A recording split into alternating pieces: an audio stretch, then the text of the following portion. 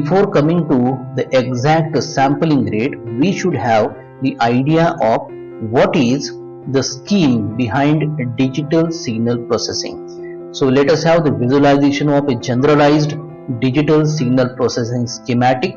So in the block schematic form, here we are going to present it as, so on the left hand side you see there it is the analog signal. So this is the input signal that is basically into the analog form. I hope now you are very clear with what is analog and then the digital. And this analog form input is fed to the analog filter here.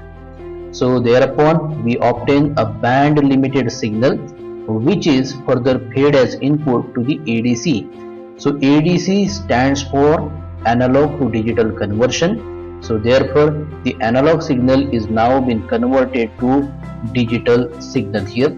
Then we carry out the various signal processing tasks and of course into the digital domain that we can abbreviate to as DSP operations here. So after the DSP operations, so it is basically the output signal, it is the processed digital signal here. We are making the use of DAC. So DAC is the reversal of what we do in ADC, so that it is discrete to analog conversion, and here we obtain our exact output signal, and with the help of reconstruction filter we get it ready as analog output here.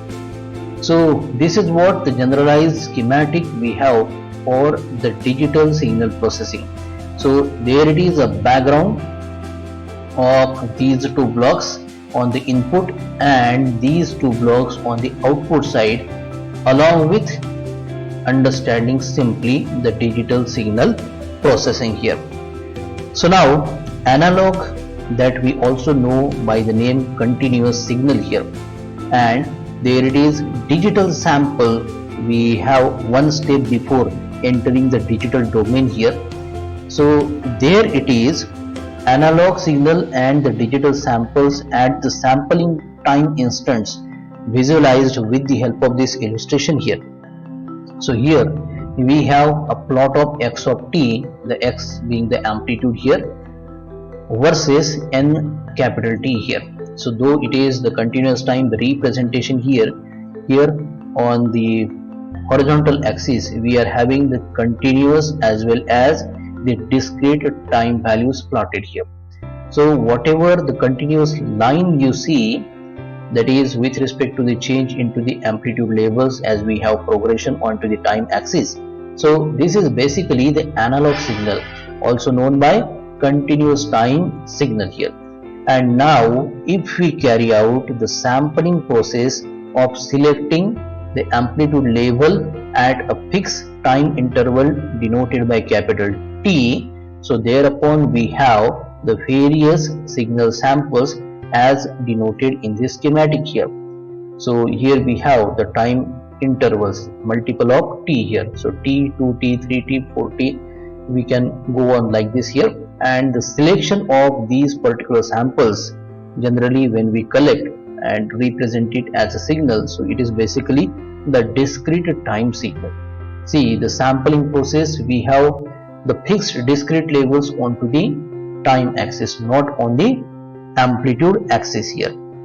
So after this particular process of having a discretization onto the time axis, we have the discretization into the amplitude axis also. So here we have the fixed stages of the amplitude levels. If we do so, it becomes the quantization, and then sampling and the quantization constitute a continuous time signal getting converted to the digital signal. Now in this illustration here we see for the various discrete samples that we have after the sampling of the continuous time signal, the different voltage levels, those are collected by the ADC here, and with the dotted line here it was the previous shape of the analog signal that we have sampled here.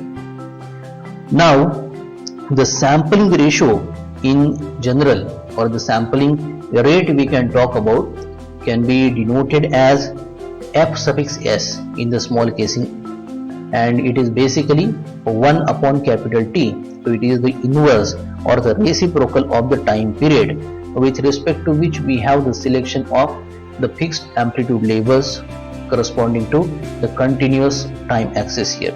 So here we denote it as Fs given by 1 upon capital T samples per second, and this is nothing but the unit of the frequency. So this is Hertz in SI system of units here. Now let us discuss about one example.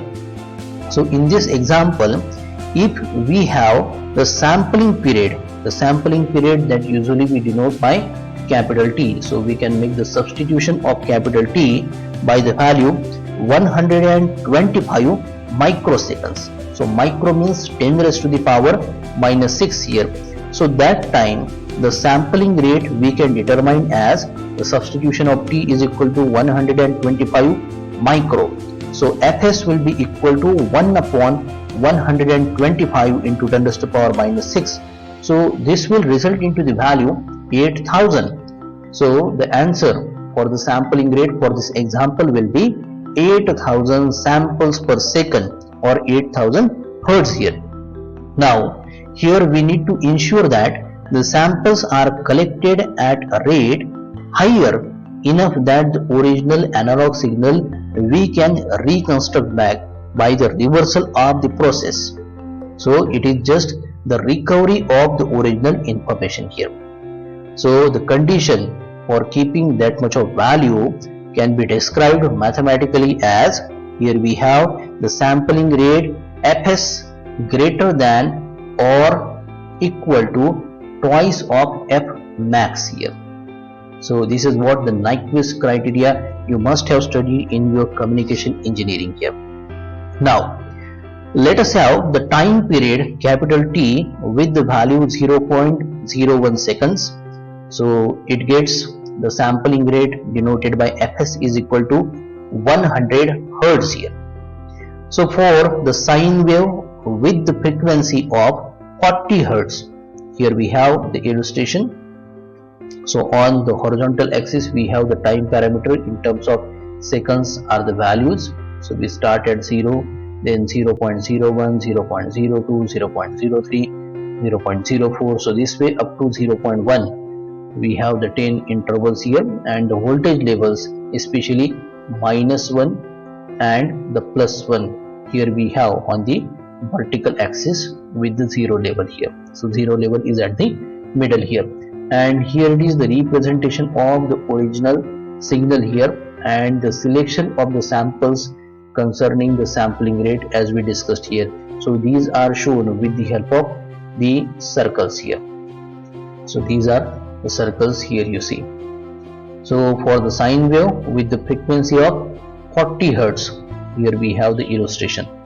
Now for the sine wave with the frequency of, for example, 90 Hertz if we go, so that time we have this illustration where again we have the time as a parameter on the horizontal axis in terms of seconds, the 10 intervals we have from 0, 0.01, then 0.02, 0.03, and then for the amplitude axis we have the plot of voltage values on the vertical axis here with the levels -1, 0 and 1 here. So now you see the circles those we have selected with this particular change in the example here. Now here you see the two shapes with the frequency value is equal to 90 Hertz and that of the 10 Hertz here. So this is what the change when we vary the values here. Now the original signal spectrum we can visualize here, the same kind of the information that we have visualized into the time domain, that we can also have representation into the frequency domain, what we call as the signal spectrum here. So this is what the generalized spectrum. In the frequency domain we show the notation with the help of capital letters here. So capital X of F here. In time domain we have small x of small t here, time domain representation in continuous form, and small x of small n in the discrete domain representation here. So on the frequency axis, which is the horizontal axis, so here we have the band limiting from minus capital B to capital B.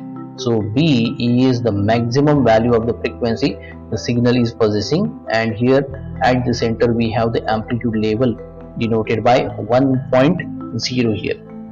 So now the sampled signal spectrum, that is having the separations between the baseband spectrum and its replicas, also can be visualized with the help of one illustration that you see.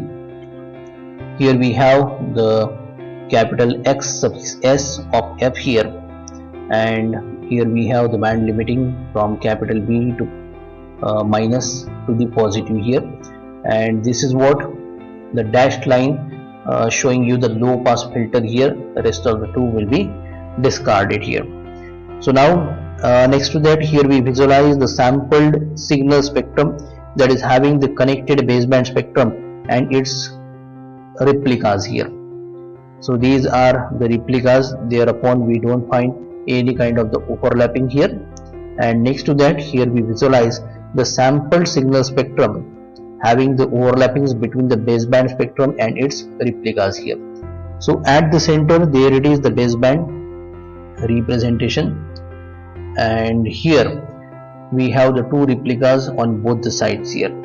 So this is the unwanted thing here. That is why the selection of the sampling rate should be according to the Nyquist criteria here.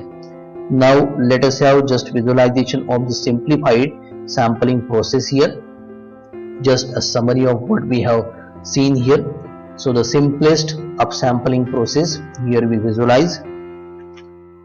So another way what we can go, if we have the continuous time domain representation of the signal as shown here, that it is x of t, small x of small t here, time as a parameter in continuous form on the horizontal axis here. So if we have the multiplication of this continuous time representation of the signal by p of t, so p of t is the signal having the amplitude levels at the fixed interval, that it is the time period here, capital T on this particular time axis here, and the amplitude levels are fixed to 1 here. So if we have the multiplication of x of t with p of t, so here it is the sampled signal here we are obtaining, and the corresponding representation of the sampled signal on the graphical plot here we can visualize like this. So xs of 0, then xs of 1t, then 2t, then 3t, here we can go on and we see the selected amplitude levels here. In the block schematic, here we can show x of t with a switch fed to the ADC encoding here. So this was, I think, the enough discussion with respect to the sampling rate.